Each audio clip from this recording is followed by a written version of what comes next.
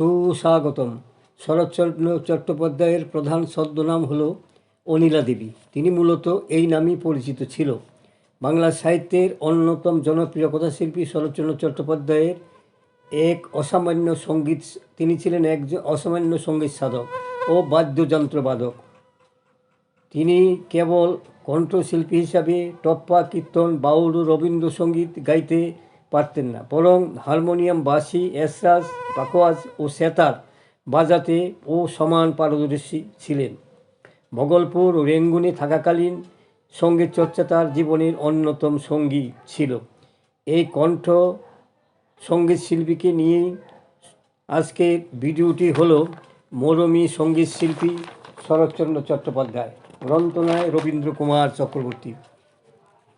শরৎচন্দ্র চট্টোপাধ্যায় যে একজন মরমী সঙ্গীত সাধক ছিলেন তা আমরা জীবনী পর্যালোচনা করে জানতে পারি। বলা বাহুল্য, অকপটে কথা বলতে হয় যে তিনি সারা জীবন সঙ্গীত চর্চা না করে জীবনব্যাপী ভাবের আবেগে উদাসীন হয়ে যদি স্বর সাধনায় মগ্ন থাকতেন, তাহলে মনে হয় তিনি ঐশী শক্তি ও একান্ত নিষ্ঠায় অতুলনীয় প্রতিভা বলে তিনি তৎকালীন বাংলার বাইরে ভারতবর্ষের সঙ্গীত জগতে শ্রেষ্ঠ সঙ্গীত সাধক হিসাবে শিরোপা অর্জন করে পৃথিবীর ইতিহাসে অমরত্ব লাভ করতে পারতেন।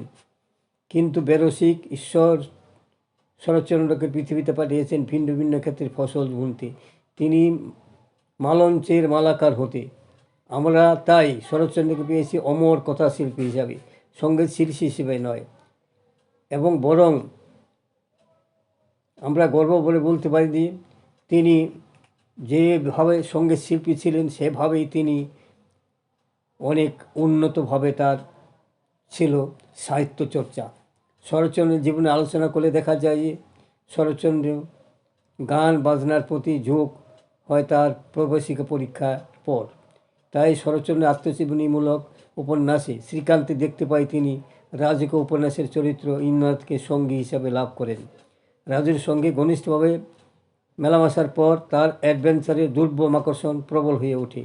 রাজুর সঙ্গে শরৎচন্দ্রের মেশাবার অন্যতম প্রবল আকর্ষণ তার গান বাজনা শোনা। শরৎচন্দ্র এই গানের আসরে বাঁশি বাজাতে লাগলেন, কিন্তু শরৎচন্দ্র তৎকালীন বাড়ির পরিবেশে গান বাজনা মুক্ত মনে করার অসুবিধা থাকায় তিনি একটা ভাঙ্গা বাড়ি, যে বাড়িতে পাড়া প্রতিবেশীরা ভূতের ভয়ে কাছে আসতো না, সেই জায়গায় শরৎচন্দ্র তার সঙ্গীত তালিম আরম্ভ করেন। শরৎচন্দ্র তার সঙ্গী সাথীদের নিয়ে নির্ভয়ে সঙ্গীত চর্চা করতেন ওই বাড়িতে। সেই ভূতের বাড়ির একদিকে ছিল পূর্ণতোয়া গঙ্গা এবং অপর দিকে ছিল গুলঞ্চ মদনের কাটাবন। সূর্যের আলো সেখানে প্রবেশ করতো না। আর সেই জায়গাটাই ছিল শরৎচন্দ্রের খুব প্রিয়। নাম দিয়েছিলেন তাকে তপবন, এবং সবার আড়ালে সেখানে ঢুকে আপন মনে তিনি বাঁশি বাজাতেন।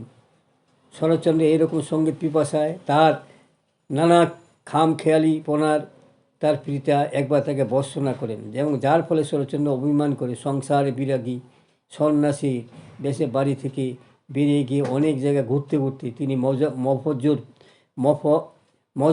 মজফরপুরে হাজির হন। কিন্তু সেখানে লোকেরা শরৎচন্দ্রের এই সময়ের বেশভূষার আচার আচরণে তাকে বাঙালি বলে চিনতে ভুল করায় তিনি নিরাশ্রয় হয়ে এক ধর্মশালায় উঠে আসেন। এবং সেই রাত্রে শরৎচন্দ্র বিবাহগণে ব্যথা কাতর আবেগ আপ্লুত অবস্থায় ধর্মশালায় খোলা চাঁদে বসে গান করেছিলেন, এবং সেখানেই শ্রদ্ধেয় সাহিত্যিক অনুরূপা দেবী ও তার স্বামী শিখরনাথ বন্দ্যোপাধ্যায়ের সঙ্গে তার পরিচয় হয়, এবং তারা স্বামী স্ত্রী শরৎচন্দ্র এই গান শুনে মুগ্ধ হয়ে শরৎচন্দ্রকে সেখানকার বাড়িতে এসে গান শোনাবার জন্য সাদর আমন্ত্রণ জানালেন, এবং সেখানে শরৎচন্দ্র তাদের অতিথি হিসাবে বেশ কিছুদিন ছিলেন।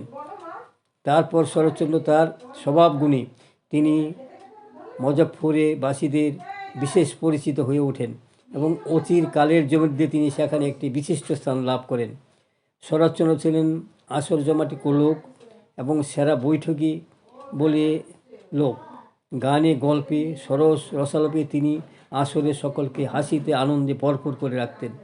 কাজেই শরৎচন্দ্রের এই মধুর ব্যবহারে যে কোনো সময়ে লোকের চিত্ত জয় করতে এবং স্বভাবপ্রিয় হয়ে উঠতে তার বেশি দেরি হতো না।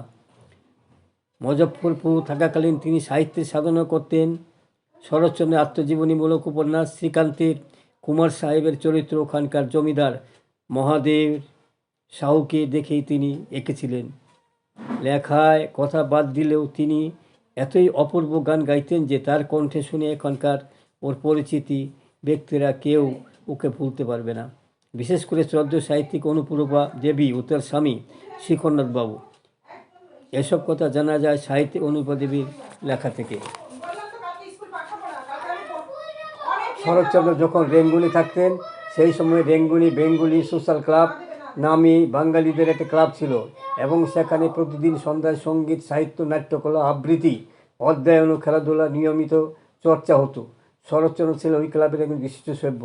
ওই ক্লাবের গানের আসরে আগে ওস্তাদ ভাইদের আসর জমিয়ে রাখতেন। শরৎচন্দ্র ওখানকার আসরে আসার পর ওখানকার ওস্তাদ ভাইয়েরা একে একে সব সরে পড়লেন এবং ওখানকার আসরে শরৎচন্দ্র তার গায়িকী মাধুরীর জন্য সকলের নিকট সমাদৃত হলেন।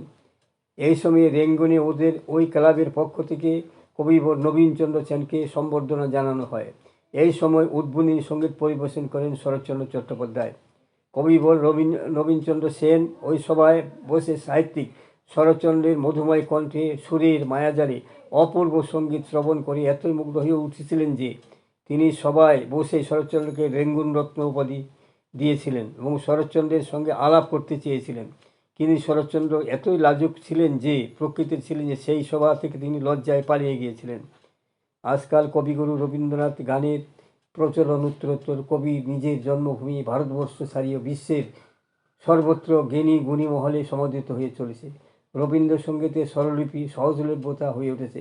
কিন্তু ওই সময়ে অপরাজেয় কথাশিল্পী শরৎচন্দ্র রবীন্দ্রসঙ্গীত ভালো রকম জানতেন এবং তার ঐশী শক্তির মধুর কণ্ঠে রবীন্দ্রনাথের দেওয়া নিখুঁত সুরে রবীন্দ্রসঙ্গীত গেয়ে সকলকে মুগ্ধ করতেন।